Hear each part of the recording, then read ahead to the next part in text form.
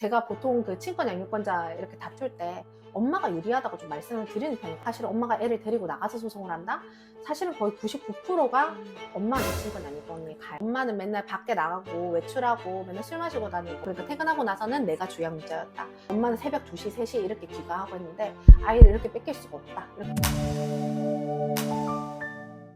안녕하세요. 유아TV 이혼자라는 변호사 이 변호사입니다. 안녕하세요. 장변입니다. 네, 반갑습니다. 장 변호사님, 저희 사무실은 정말 이혼 가사 사건만 하잖아요. 오늘 정말 다양한 사건 보는데 그 중에서도 어떤 사건이 좀 치열한 사건일까요? 사실 이혼하면 재산분할, 위자료 부분도 빼놓을 수 없지만 정말 치열하게 다투시는 건 양육권, 친권 소송인 것 같거든요. 네, 저도 이혼 소송을 하면서 혹은 또 이혼 이후에 친권 양육권 변경 심판 청구라든지 이런 소송들이 정말 치열한 소송인 것 같아요. 그래서 저희가 오늘 준비한 주제는 아이들 친권 양육권 어떻게 결정될까입니다. 이혼하면서 금전적인 부분도 중요하지만 사실 제일 중요한 부분은 미성년자 자녀, 그 가정법원 사건 본인이라고 하거든요. 사건 본인에 관한 부분이 아닌가 생각이 듭니다.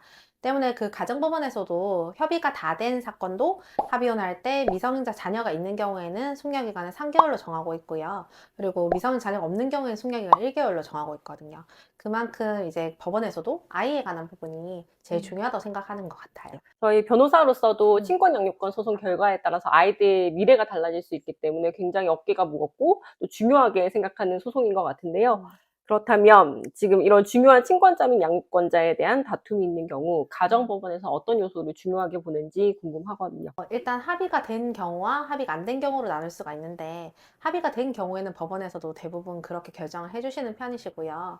그리고 합의가 안 된 경우에는 좀 여러 가지 요소들을 따지게 그렇죠. 되는데, 처음에 사건 본인이 의사를 표현할 수 있는지 없는지 그 부분 좀 중요할 것 같습니다. 그래서 예전에는 사건 본인이 일정 나이가 돼야지 그 사건 본인의 의사를 물어보고 누구랑 살고 싶은지 이렇게 했었는데, 지금은 그게 나이 제한 없고 그냥 아이가 의사 표현을 할 수 있으면 뭐든지 다 물어보라고, 누구랑 살고 싶은지 이렇게 하는데, 그게 직설적으로 이렇게 누구랑 살고 싶니 이렇게 물어보는 건 아니고, 양육 환경 조사라든지 가사 조사 과정에서 뭐 부모가 아이랑 어떻게 친밀도를 가지고 있는지, 어떻게 잘 보고 있는지, 아이가 또 어떤 부분을 편애하는지, 이런 부분을 살펴보고 정하는 것으로 하고 있는 것 같습니다. 그런데 제가 예전에 그 친권양육권 변경 심판 청구 소송을 했었는데, 그날 아빠는 사실 안 나왔었고 엄마만 나온 사건이 있었어요. 근데 엄마가 아이들을 데리고 왔고 아빠가 사건 본인들을 좀 학대하는 경우였었거든요. 그래서 판사님이 이렇게 이게 좀 부적절한 건 아는데 나왔으니까 물어볼게, 이렇게 아이들 겁먹지 않게 이렇게 편하게 얘기를 하시면서 엄마랑 살고 싶니? 아빠랑 살고 싶니? 이렇게 물어보신 경우도 제가 봤었어요. 그때 아이들이 엄마랑 살고 싶어요 라고 얘기를 해서 네. 그 사건도 엄마로 친권자 양육권자 결정이 되었던 적이 있었고요. 그 사건본의 의사가 첫 번째 중요하고, 두 번째로 그 사건본의 주양육자가 누구였는지, 과거의 주양육자, 그리고 세 번째로 현재 지금 사건본을 누가 데리고 있는지, 그것도 좀 중요하게 보시고요. 그리고 저희가 이제 이혼을 하시게 되면 당사자 한 명이 이제 키우게 되잖아요. 그런 경우에 이제 한 명을 보조할 수 있는 보조양육자, 보통 뭐 할머니, 할아버지 뭐 이런 분들이 되겠죠. 뭐 고모, 뭐 이모, 뭐 이런 다양한 분들, 그래서 사건 본인의 보조양자가 누가 있는지 이것도 좀 살펴보시는 편인 것 같고, 그리고 사건 본인의 연령, 그리고 성별 뭐 이런 것 다양하게 고려하셔서 결정하시는 것 같습니다. 그 경제적인 사정도 사실 고려를 안 할 수가 없잖아요. 네. 많이들 물어보시는 게 남편은 직업이 있고 또 소득도 많은데 나는 이제 전업주부이다. 그런데 이런 경우에도 양육권을 가져올 수 있는지 이런 질문들 정말 많이 하시거든요. 어떻게 생각하세요? 그 질문을 정말 많이 해주시는 것 진짜 많이 같아요. 하시는 오시면 그냥 보통 제가 이렇게 그동안 아이를 키웠는데 저는 직업도 없고 돈도 없고 한데 뭐 아빠가 애기 데려가는 게 좀 더 유리하지 않을까요? 뭐 이렇게 얘기를 하시는데, 일단 가정법원에서는 그 원래 그 엄마 아빠의 그 이혼 자체가 아이한테 큰 환경의 변화잖아요. 그래서 환경의 변화를 주는 걸 별로 원하지 않아요. 그렇기 때문에 원래 엄마가 아이를 키웠다, 그리고 아빠가 보통 나가가지고 생활비를 이렇게 지원을 해줬다, 이런 상황이라면, 이혼을 하게 되면 또 재산분할이라는 게 있잖아요. 그래서 재산분할로 이제 돈을 받게 되면 아이랑 거주할 수 있는 그 환경을 마련을 하고, 그리고 매달 아빠한테 돈을 받아서 아이한테는 엄마랑 같이 그 갑자기 환경 변화 없이 그 주양육자가 계속 아이를 양육하고 아빠가 돈을 주는 게 좋다, 그렇게 좀 생각하시는 것 같아요. 그런 경우가 많은 것 같습니다. 네. 그러면 하나 더 말씀드리려고 하는데 이혼 소송할 때 별거를 하면서 시작하는 경우가 굉장히 많잖아요. 근데 이때 아이를 데리고 나오는 게 맞는지 아니면 그냥 두고 나와도 되는지 뭐가 더 유리한가요? 이렇게 물어보시는 경우들이 굉장히 많은데 네, 맞아요. 그러니까 음. 재판이 짧게는 5, 6개월, 그리고 길게는 2년 가까이도 진행되는 사건들이 있어요. 또 재판하는 과정 자체가 매우 길어지기 때문에 이때 또 누구랑 지내고 있는지가 또 법원에서 또 지켜보는 부분들이거든요. 그래서 당연히 저도 소송 시작할 때 데리고 나오실 수 있으시면 데리고 나와서 소송하는 게 좋겠다라고 말씀을 드리는 편이에요. 그런데 뭐 그게 안 된다고 해서 꼭 안 되는 건 아니에요. 포기하실 필요는 없어요. 제가 진행했었던 사건 중에서 2019년도에 진행했었던 사건이 있었는데요. 아기가 그때 5살이었는데 그 만으로는 3년 9개월 정도의 소송을 시작했거든요. 그리고 아이가 어린이집에 다니고 있었고 유치원 진학을 네. 앞두고 있는 상황이었어요. 그리고 여자애였고.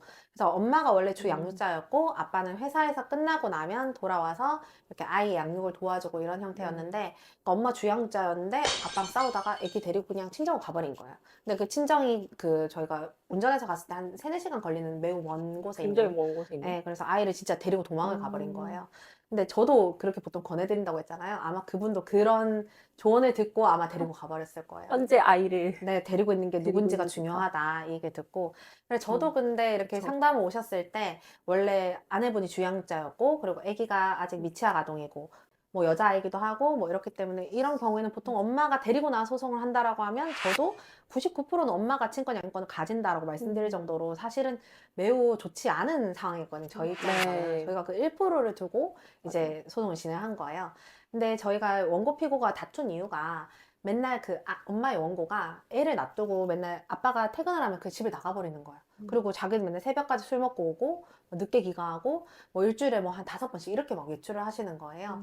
그래서 이런 부분이 좀 문제가 되고 하니까 갈등을 겪었었는데 그러니까 저희는 사실 부정행위도 약간 의심을 하긴 했는데 거기에 대한 직접적인 증거는 없었어요. 조금 아쉬웠긴 했는데 네. 어쨌든 그래서 저희가 소송을 시작을 했습니다. 그래서 저희가 반소를 제기하고 엄마가 먼저 소송을 걸었기 때문에 네. 저희가 이제 친권 양육권자 지정을 하고 그리고 저희가 이제 아이를 안 데리고 있는 상황이기 때문에 아이 육아 인도 심판 청구 그리고 위자료 그리고 재산분할은 저희가 줘야 되는 입장이어서 재산분할은 그냥 기각하는 쪽으로 이혼 소송을 할 때 금융거래정보 제출명의 신청 같은 걸 하잖아요. 그래서 상대방의 계좌를 이렇게 열어봤는데 거기에 새벽 2시, 3시, 뭐 4시 이렇게 택시비 끊긴 것과 뭐 각종 유명한 펍들 있잖아요. 그때 한참 핫한 이런 펍에 이렇게 다녔던 이런 증거들이 다 있는 거예요.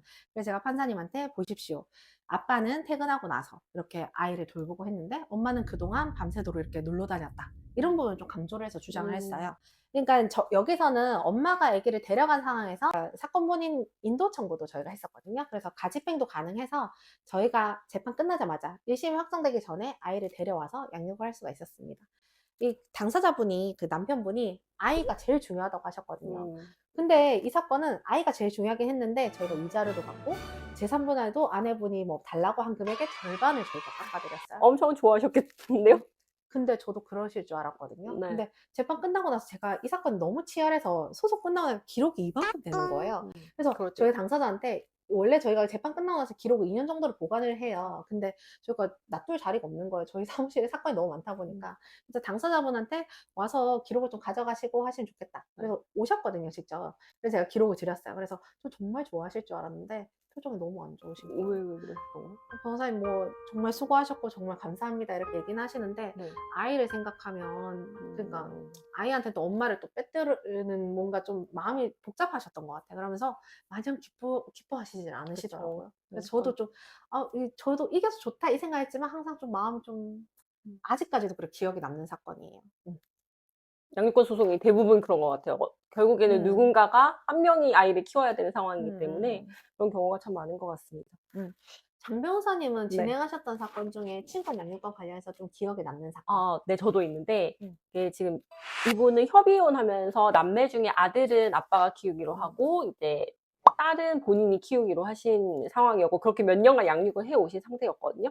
근데 이제 남편이 본인 기분에 따라서 아들하고 만남을 아예 차단해 버리는 경우들도 있고, 또 이제 아이가 이때 초등학교 저학년 정도였는데 연락이 아예 안 되니까 지금 잘 지내고 있는지도 확인이 안 되는 경우들이 종종 있어서 굉장히 답답해 하셨던 사건이었습니다. 네. 무엇보다 아이가 엄마랑 누나랑 살고 싶다는 의사가 굉장히 강했어요. 그래서 이제 양육자를 변경할 수 있을지 저희 쪽에 문의를 해 주셨고, 저희가 친권자 및 양육권자 변경 심판 청구를 통해서 결국엔 두 아이 다 엄마가 키우는 것으로 그렇게 결정이 난 사건이었습니다. 이게 지금 보통 한 번 양육자가 정해지면 그 후에는 바꾸지 못한다고 생각하시는 경우들이 많은 것 같아요. 그래서 또 이 사건 같은 경우에는 본인 의사로 협의를 했고 각자 키우기로 협의를 한 상태였고 이미 그게 몇 년이나 지나서 상태가 고착화된 상태였기 때문에 이럴 때도 변경할 수 있을지 이런 좀 고심을 많이 하셨던 것 같은데 그러니까 법원에서 사실 아이 복리 최우선으로 고려해서 이런 경우에도 변경 가능한 경우들이 있잖아요. 그래서 가능하다는 말씀을 좀 드리고 싶고요.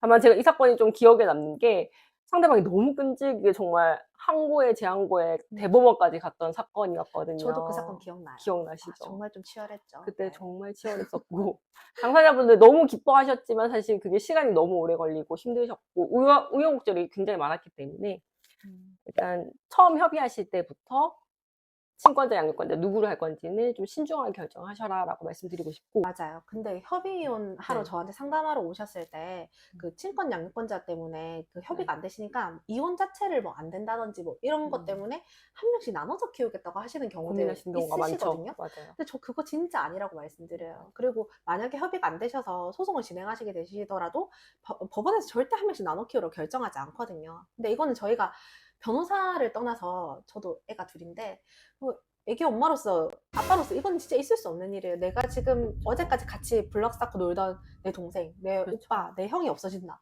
말이 안 되는 거거든요. 이거는 정말 처음부터 그 결정이 잘못되셨던 거예요. 그 사건은. 그죠. 맞아요. 법원에 가면 사실은 네. 형제 자매를 떨어뜨리는 그런 맞아요. 결정을 사실 지향을 하시잖아요. 그 정말 맞는 말씀이신 것 저도 같습니다. 그래서 그냥 협의가 안 되면 뭐 한 명씩 나눠 키우겠다 하시면 또 근데 진짜 1년, 2년 뒤에 다시 소송하러 오세요. 결국은 결국 다시 아기가 오시죠. 면접 교섭을 이제 뭐 번갈아 가면서 하게 되잖아요. 근데 한 명이 와서 이렇게 왜 나는 엄마랑 못 지내? 왜 아빠랑 못 있어? 이렇게 하면서 그게 너무 자기도 가슴이 아픈 거야. 그러니까 꼭 소송하러 다시 오세요. 그래서 저는 그거 합의 안 된다. 한 명씩 나눠서 키우겠다. 이렇게 얘기하시잖아요. 그냥 차라리 소송하세요. 이렇게 말씀드려요. 그게 나은 것 같아요. 맞아요. 그게 맞는 말씀인 것 같습니다. 이렇게 협의가 안 돼서 결국 소송을 하시러 저를 찾아오시잖아요. 이런 경우에는 또 뭐 많은 부분들이 또 고려가 돼야 되고 왜 한 명씩 나눠 키울 수밖에 없는지. 근데 사실 사연들이 있어요. 그 한쪽이 이혼 자체를 원하지 않고 또 서로 또 양육비 문제도 있어요. 내가 이 사람한테 양육비 받을 수 있을까? 못 받을 것 같은데? 뭐 이런 생각 하시면서 그냥 아예 서로 양육비를 안 주기 위해서 또 각자 키우고 맞아요. 그런 맞아요. 경우가 많죠. 근데 그런 게 정말 돈 문제로 아이를 따질 게 아니라 정말 아이한테 어떤 게 도움이 되는지 나 때문에 그러니까 아이들이 사실 우리 때문에 아이들은 한부모 가정에서 자라게 되는 거잖아요. 이혼 자체가 나쁘다고 할 수는 없지만 그래도 아이한테 불편을 주거나 아이의 환경에 크게 뭐 변화를 초래하는 건 맞기 때문에 저는 좀 친권 양육권 부분이 제일 그러니까 이혼할 때 제일 중요한 것 같아요. 정말 너무 부담스러운 소송인 것 같습니다. 맞아요. 사실은 당사자분들이 너무 이거는 절실한 마음으로 다들 소송에 임하시는 경우가 굉장히 많거든요. 그리고 아까도 말씀드렸지만 저희 이런 법원의 결정에 따라서 아이의 인생이 달라질 수 있기 때문에 저희도 굉장히 부담을 가지고 진지하게 임하게 되는 그런 소송인 것 같습니다. 맞아요. 좀 하기 싫은 소송 중에 하나라고 힘든 해야 되나? 소송이죠, 사실. 네. 하기 힘든 소송. 네. 서로 아이를 키우겠다고 맞아. 하거나 아니면 서로 안 키우겠다고 하는 맞아요, 경우도 맞아요. 많죠. 네. 그런 소송 정말 힘든 것 같아요. 그래서 이런 부분 다툼 있으시거나 좀 정리가 안 되신다. 그러면 이혼 가사 전문 변호사 찾아서 상담을 받으시고 이렇게 진행하시는 게 좋을 것 같습니다. 네, 오늘 유아TV에서 준비한 내용은 그 친권 양육권 다툼이 있는 경우에 어떻게 결정이 날까요? 였는데요. 뭐 도움이 되셨으면 좋겠고 다음번에 또 유익한 내용으로 찾아뵙도록 하겠습니다. 저는 이혼자라는 변호사 이인수 변호사였습니다. 저는 장우진 변호사였습니다.